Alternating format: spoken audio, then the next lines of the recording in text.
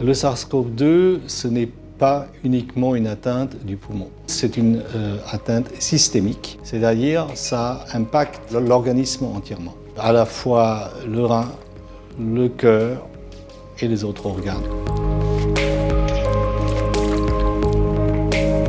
Et donc le système vasculaire est très important parce que le virus doit se propager au sein de ce système-là. Il y a également une atteinte spécifique vasculaire, c'est-à-dire une inflammation vasculaire qui est induite. Et cette inflammation entraîne une thrombose. C'est un état extrêmement grave parce que ça peut entraîner par exemple des atteintes au niveau cérébral.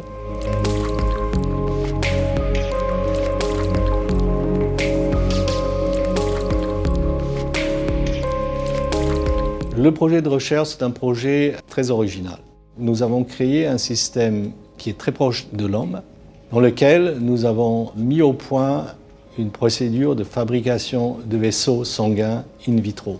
Et cette structure, cette fabrication, elle est basée essentiellement sur des cellules humaines. Et ces vaisseaux artificiels, évidemment, sont un très bon outil pour étudier cette interaction avec le virus. Dans un premier temps, donc sur l'aspect fondamental de notre recherche, nous voulons regarder les récepteurs du SARS-CoV-2 au niveau de ces vaisseaux artificiels et la façon de laquelle ce virus va interagir avec le vaisseau sanguin. Dans un deuxième temps, nous voulons regarder les réponses spécifiques qui sont induites, c'est-à-dire les réponses de la reprogrammation de ce vaisseau. Est-ce que le virus reprogramme ce vaisseau?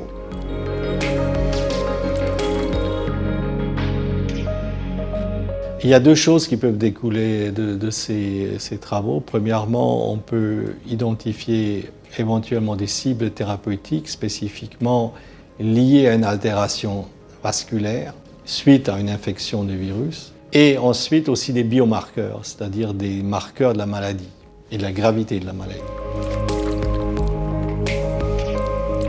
Sans le financement de la Fondation de recherche médicale, nous n'aurons pas pu faire ces travaux.